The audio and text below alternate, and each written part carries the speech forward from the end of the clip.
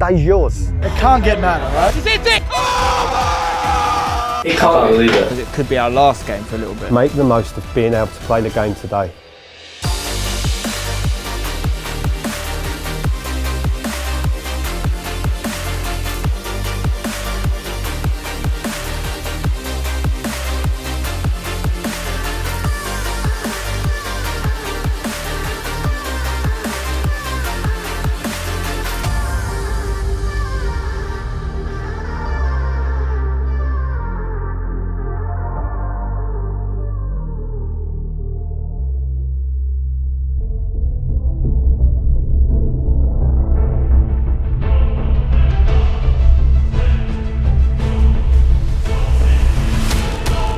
The FA VASE. This is a tournament that excites me. No one's ever won the FA Cup from this sort of level before. But this is a tournament in the FA VASE that is winnable. It only goes as high as our level, so there's no reason why we couldn't get to the final, which happened to be at Wembley. It's a great opportunity to get to Wembley.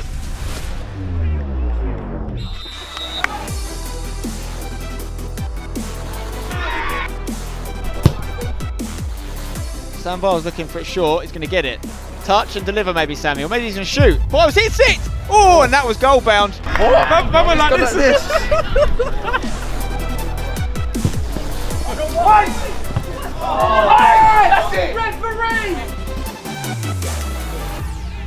Jesse finds George Smith thinking about shot, back onto his left, hits it on the left! Oh, what a strike!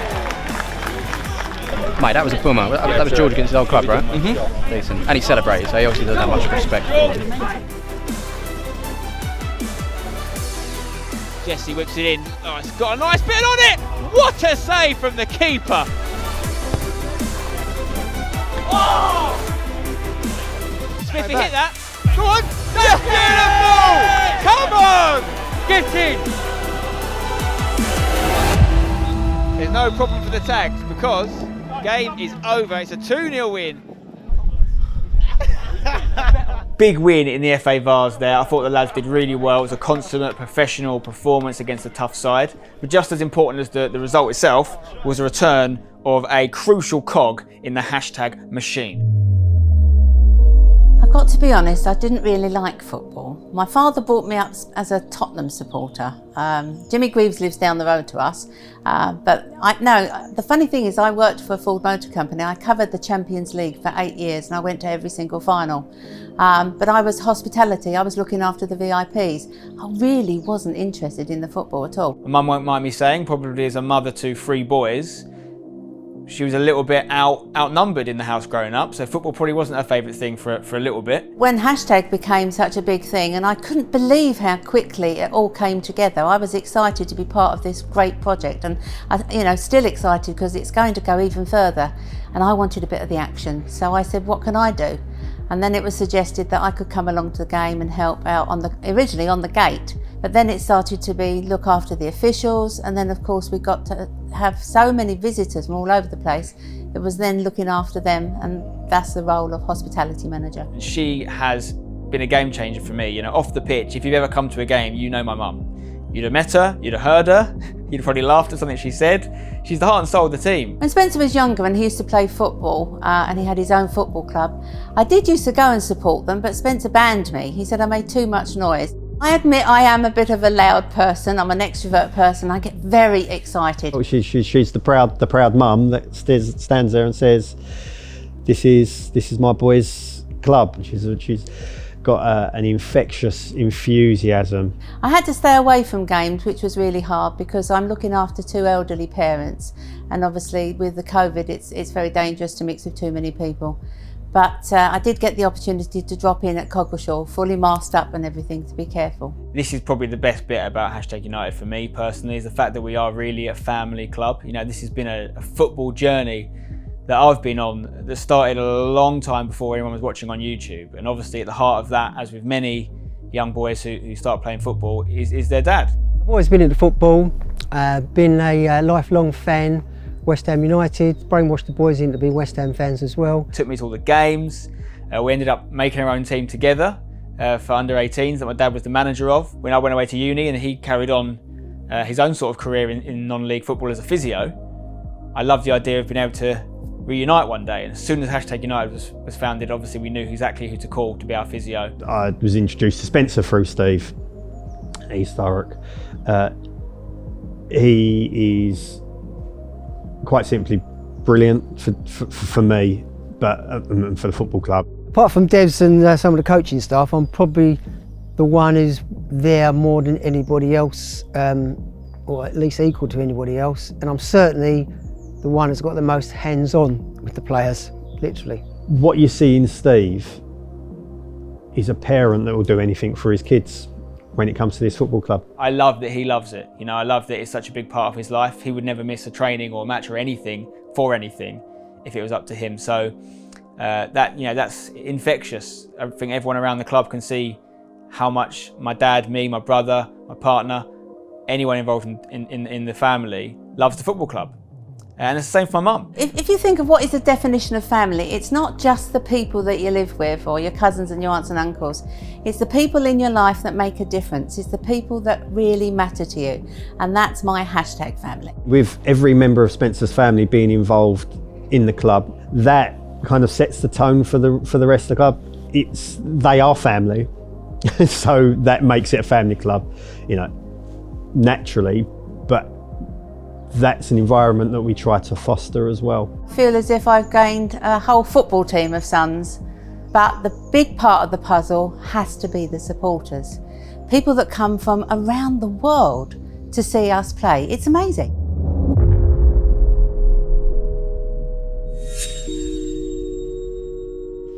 Pretty much just wrapping up for the day, and when I say the day, I mean the month. So we're on complete lockdown.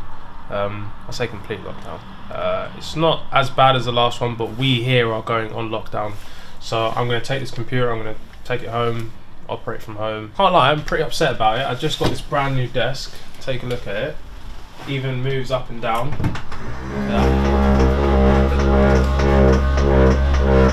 That is so high. No. This is unbelievable. Stamps, I don't really like being stood next to you and you've got shoes on and I've not. Because you're already tall enough anyway. You're making me look small, I'm like 6'1". Sorry. How do you think Danny feels? I'm down for your documentary, geez! I'm down for your documentary then! So deserved. So deserved. I'm a lot more positive about this second lockdown than I was before, because, you know, I'm able to sort of come here and this is my remote room. You know, no one's going to be coming in here.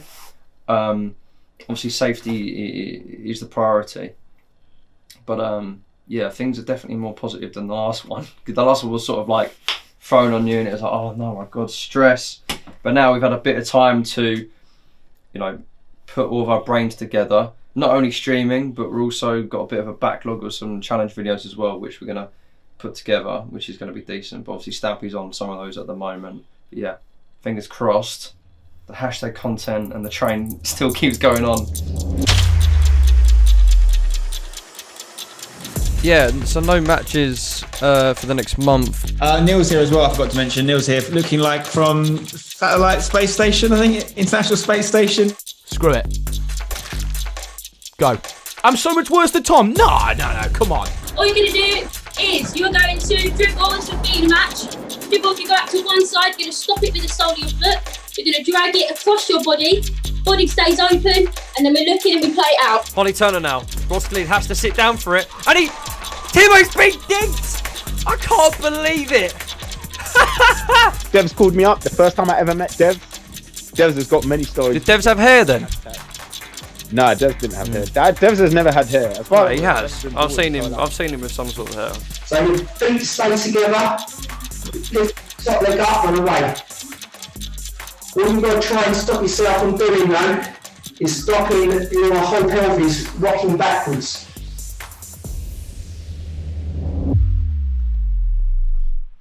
Okay, so good news. We've just found out that essentially we're coming out of lockdown. We're moving to tier 2 in this area, which means football is allowed. Joey's absolutely buzzing about it, aren't you, son? And our first game back is going to be FA VASE against Fakenham, which is longest away trip we've had in non-league. It's like a 2-hour trip in Norfolk. They're tier 2 as well, crucially, which means that not only can we play and have fans there, we can have fans travel to that game as well, which is really useful, obviously. So it's positive, you know. It's been a month of no football. There are places in the country that are tier 3 and they can't have fans at games, which is meaning some leagues aren't coming back at this point because those teams can't operate without the fan money. So I respect that. Luckily, we're not in that position, and we can hopefully get as many games done as possible between now and if there is another lockdown, we don't know. It's just really about getting games done and working out how this league will be finished if we don't finish the games. That's got to be top priority now. We've got to get going. We're into this Saturday. We've got to be ready to cope. It's the first session back after what feels like a year. Yeah, it's just good to see faces, man. Real life human faces, not through a screen, not on Zoom. Yeah, this is the start of getting back into the swing of it because we've got a massive game on Saturday, so 2 days from now. Oh, massive.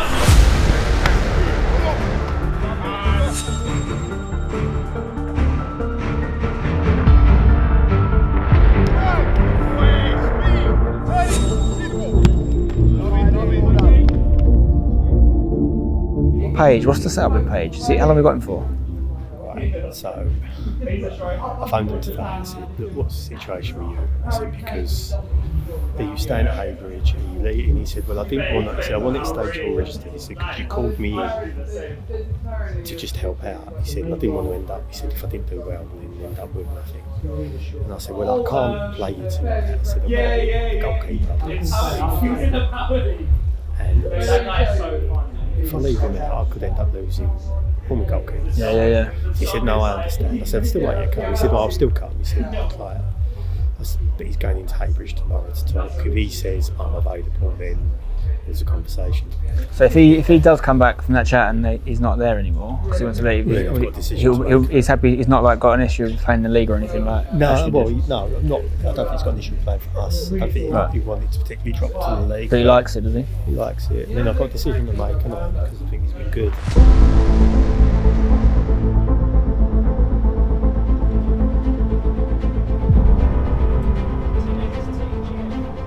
It's obviously it's great to be back. We don't know how long for, to be honest. There's a lot going on at the moment in kind of the levels above us. They've continued to stay suspended. So we're waiting the regular updates and the briefings from the government. Today we're straight back into VASE after being able to train once as a group. There is a concern that people are going to get injured, not going to be able to sustain the levels that I felt that we were getting to previously. So obviously we were really pleased about the way things were going. So there's an element of the unknown, and it's going to be more about who copes with it best, I think. We signed Paigey, we had those injuries, Paigey became available. We were able to make that permanent. It was something I felt I needed to do because both Tim and Jacko had suffered injuries, and then when Tim came back, he suffered another injury. And it wasn't a risk I could take to keep, the problems we've had goalkeeper-wise, and I think we've used 6 goalkeepers in the space of 7 games. I was always excited to sign that. Like now it's happy. It's like now it's official. From the moment I came out, it's like the boys have been like really accepting, and it's a really cool club. Like and the fact that like I'm at a club where I feel like I'm valued and stuff. Yeah, that's like the best feeling you can have at the moment. Devs was quite open about it, as he is with most players. He's a good lad, a good keeper. He'll do well for the club. He fits the mould, so it's the right way for the club to go. And at the end of the day, that's what I want. I want the club to be the best they can be. To have 3 keepers that are good enough to play, push each other, is the best thing because then everyone's ready and everyone knows that you've got someone looking over your shoulder, but in a friendly, competitive way. It's brilliant to be back. Absolutely brilliant to be back. But we are back right in at the deep end. So there's no easing yourself in. We are straight into it against a side that's been flying, absolutely flying. If we think we've had a good start to the season, their start, you could argue, has been even better. I've got every trust in the ability of this squad and the work rate and the attitude of this squad. Carry on from where we left off with our attitude, with our belief, our commitment and the quality of our play. Let's go, come on.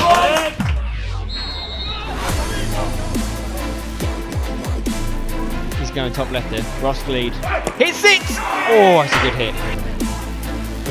Trying to get it into Jarvis, the danger man. Oh, he's gone down. Ref's given it. Ref has given a penalty out of nowhere. Seb can Mate, save us, he does! Rebound has gone over! Oh, wow. Jesse's thinking about a ball here for Biles. Don't mind that long ball. How'd you touch, Sammy? Oh, what a touch that is. Can you get a shot off, Sammy? Pulls it back! Oh, the line!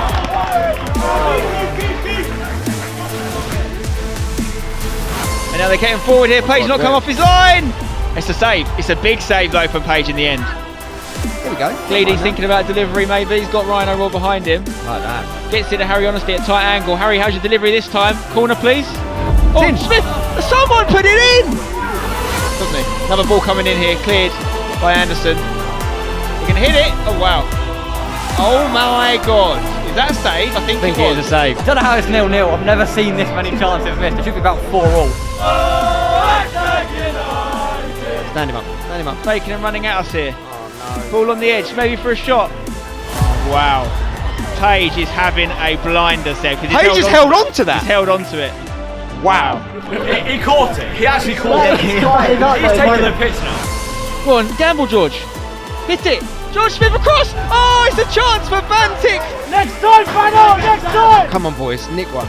We've got to get a goal man, goal side here. Find Tomo Anderson. It's a low one. Movie. George Smith again. It's been a good 0-0, but for the neutral, mate. For the neutral. Oh, I don't want a 0-0. Back stick, gamble back stick. Might be time to just deliver now. Here it comes. He's looking for the second ball. Oh, turn him, turn. Hit it. Oh, what a save! In the last moments of the game. Penalties again. This will be our 4th penalty shootout of the season. My hands are frozen. I can't tweet penalties. I can't do it. They've all dropped to the floor. As soon as the game's finished, they've dropped. This is what lockdown's done. Hoxton, the substitute for FAKENHAM. It's not gone in. It's not gone in. Saved. I think he might be a penalty specialist, this lad. Oh! Speaking of penalty specialist, Page is on fire. Oh. It's a very long run up for Smudger. Oh, Smudger! Is it scored to win? It's sudden death. Come on, Reese. Oh no, we've missed. Score this and they win. It's Jarvis. Score to win for Fakenham here. They've done it. They've done it. And to be honest, Seb, whilst we might have edged it in the second half, we didn't take our chances today. We have relied on Page a lot, not just in the shootout or the penalty in the game, but in multiple moments in the match. And we didn't make their keeper do the same.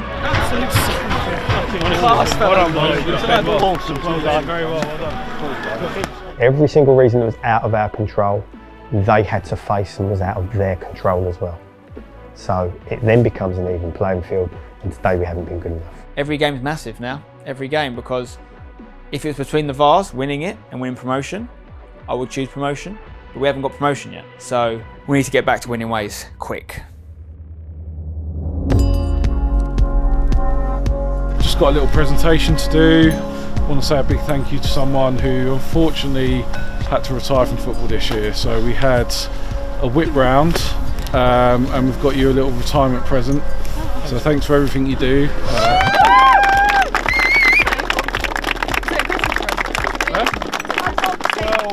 Christmas wrapping paper. So actually stamping wrap that. Really? Yeah. Is that Christmas paper? Yeah, it's Christmas paper. Yeah, open it, yeah. Happy Christmas to you. Oh my god! Oh my god! Is it a camera?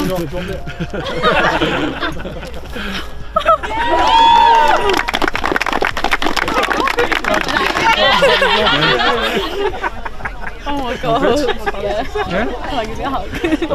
Can I give you a hug?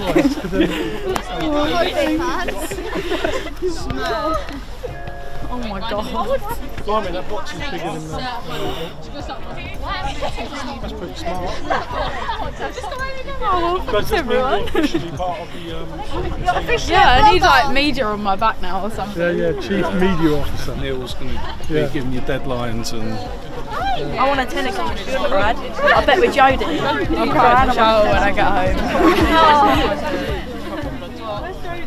Oh god! It's actually nothing to do with it.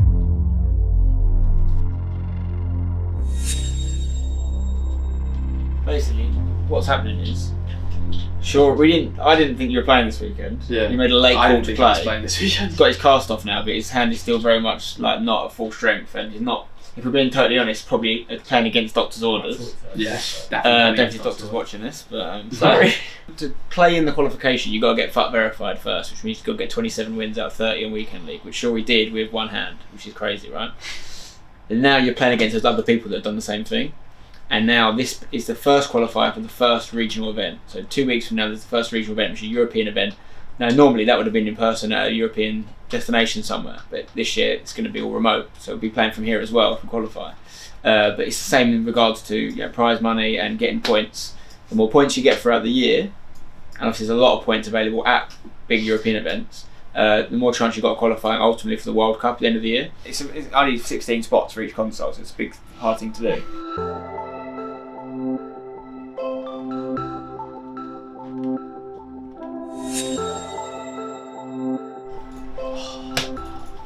No, that guy was really good, I can't lie. He's really good. Bonus, wasn't it? It's bonus weekend, mate. Yeah. I just hope I got some points. I really hope I got some points, even if it was like the minimum.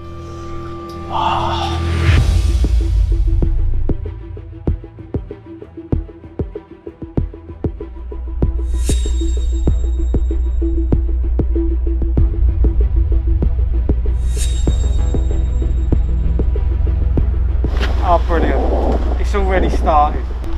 Page's had an accident and had to get his tyre changed. Par for the course, mate. Well, management, I suppose that is. There's a lot of pressure to do it today because we're used to winning, and that's the thing. But you know, every confidence in the players to carry on winning, and hopefully that'll be the case today. It's a horrible situation to be put in if you have to babysit somebody else's job, if you like, because you don't feel complete ownership of it. It's a no-win situation, because if you get beat, it's your fault. If you win, well, it wasn't your team anyway. It is, and I've been there, but it's a lot different doing it elsewhere to doing it here. But that's why I brought Joe in, because it has to be someone who you know have absolute trust in. So there was no worries on my part that I had to leave it with Joe. Whatever he says, is the biggest hashtag bluff of all time. He's been waiting for this moment. He knows exactly what he's doing. He's gonna say, oh yeah, don't we know, like, big day, a lot of big decisions to make. Absolute waffle. Yeah, he knows what he's doing, and we're gonna get the result. In Joe, I trust. What about you and the team? What about me and the team? I'm already in the team. I'm playing centre back next to my boy Ryan O'Rourke. On this pitch, we have to be braver and play. We've got to want it all over the pitch and make sure we impose our game onto them. First and foremost, that's what we've got to do. And if we do that, like I say, we'll go and win a game. Devs, of course, has picked the team, but we've obviously got a fantastic set of management staff here. Joe Keefe will be leading the boys today. It was great that I could watch it, and that is what's special about this football club and what the football club does. So I didn't miss out on that. Back to Ross Gleed. Newbie has a strike from distance. Oh, it's hit the crossbar. Past him, and now's a chance for SAWBRIDGEWORTH with the number 11. Can he get a shot away? He does. It's hit well. What a save! It's outside the box in a really nice area for the Rosford team. Little dipper. One step. Chris Newbie strikes it very well once again. Oh, it's unbelievable! It's absolutely outrageous. He's had a couple of sighters so far. Chris Newbie, set piece specialist. It was a frustrating watch. It was worse for my family because they tried to watch it with me. It's amazing how even on a match day you're over there and you really, as a manager, you haven't got a great deal of control when the game's being played, but you've got far less when you're watching it on TV. It's going to take some doing. There you go. And there is the final whistle. A hard-fought match. Hashtag United do go out 1-0 winners. Whether people agree with it or not, this is a massive football club. You know, I've been at lots of football clubs ranging from top to bottom, and this is a massive football club because of everything that goes around it. So the pressure was there on me today, and I'll be honest, I woke up today and I felt it because we're used to winning. So you have to keep on winning. So I'm relieved now as much as anything. I got one text during the second half off of him, so it wasn't so bad. I'd like to say, because it was comfortable defensively, probably wasn't as stressful as it could have been.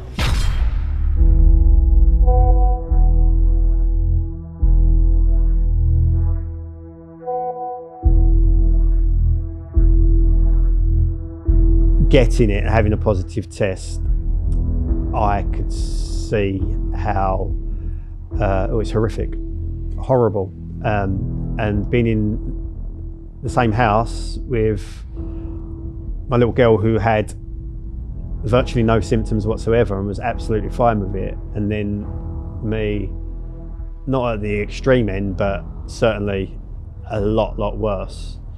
I could see how people lose their lives with this. I wouldn't wish it on anyone. It was horrible, and for that period of time, you're not thinking about anything other than hoping you recover.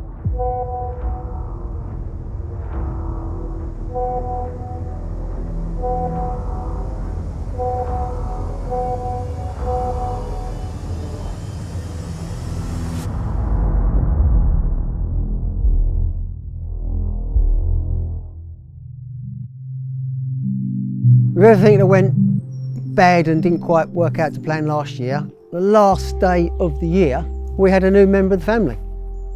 A little boy, and who knows, maybe he'll be putting on some hashtag socks sometime in the future. I'm a dad now. What else should I say? We literally drove round and looked through the window at the baby, and that's really probably the closest we've got. But I've not been able to cuddle my baby grandson yet, which is tough because they're not too far away and I can't wait to be able to give him a cuddle.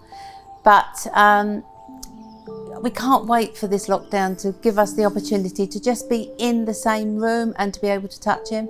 It has been very hard, but then there are millions of people out there going through exactly the same. Yeah, we're in lockdown again, and I think I'd be struggling mentally a lot more than I am if I didn't have my son now to keep me definitely occupied and in lack of sleep and all that classic new parent stuff. But yeah, it's a welcome distraction, to be honest, because we're fighting this fight of not having our league cancelled again. Hashtag is and has been my baby for a long time, and now he's got a brother, an actual human. So that's, you know, obviously a priority for me at the moment. But football-wise, it's been grim.